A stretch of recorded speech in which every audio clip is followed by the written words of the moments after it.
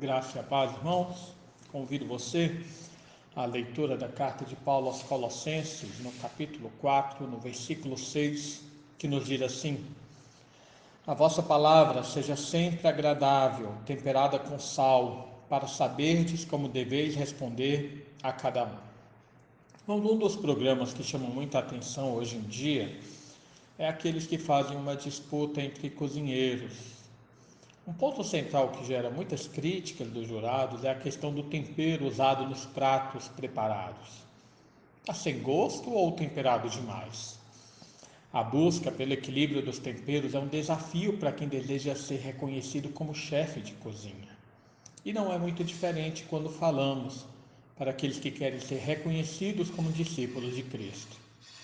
Veja que após Paulo falar ontem na meditação a respeito da necessidade da sabedoria no nosso caminhar diário, de como nós devemos aproveitar as oportunidades, agora ele irá demonstrar essa aplicação em nosso falar usando a figura do tempero.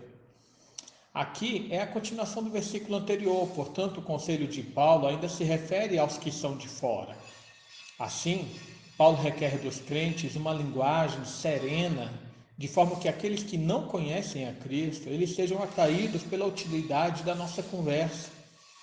Nós devemos lembrar que na meditação anterior, o conselho de Paulo incluía o comportamento sábio, ou seja, uma ação baseada no conhecimento da palavra de Deus e de sua transformação em nossa vida. Assim, esse conselho a respeito da nossa linguagem inclui essa demonstração da sabedoria que tem como padrão o entendimento espiritual e o reflexo das virtudes divinas. Para termos um padrão a seguir, podemos ver a impressão que as multidões tinham ao ouvir Jesus falando.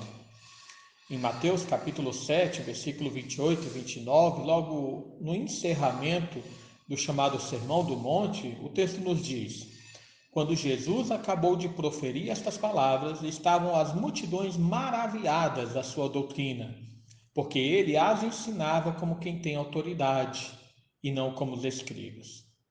Irmãos, esse deve ser o nosso alvo em nossas palavras. Demonstrar um conhecimento e sabedoria espiritual que as pessoas desse mundo jamais poderiam encontrar na filosofia dessa realidade. Não para a geração da soberba e algum tipo de arrogância pessoal, mas com o propósito de levar as pessoas aos pés daquele em quem toda a sabedoria e conhecimento estão ocultos. É interessante fazermos aqui uma conexão dessa metáfora que Paulo faz da linguagem com sal com algo que Deus ele exigia a respeito dos sacrifícios feitos no Antigo Testamento. Em Levítico, capítulo 2, versículo 13, falando a respeito da oferta de manjares, Deus exigia: toda a oferta dos teus manjares temperarás com sal. À tua oferta de manjares não deixarás faltar o sal da aliança do teu Deus.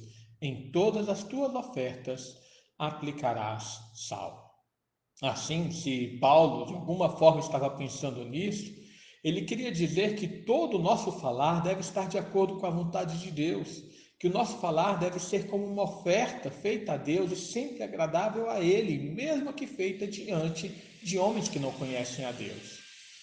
Outra conexão que nós podemos fazer é com a situação narrada em 2 Reis, capítulo 2, versículos 20 a 22, no qual o profeta Elias ele usa um prato de sal para transformar as águas amargas de Jericó em águas potáveis.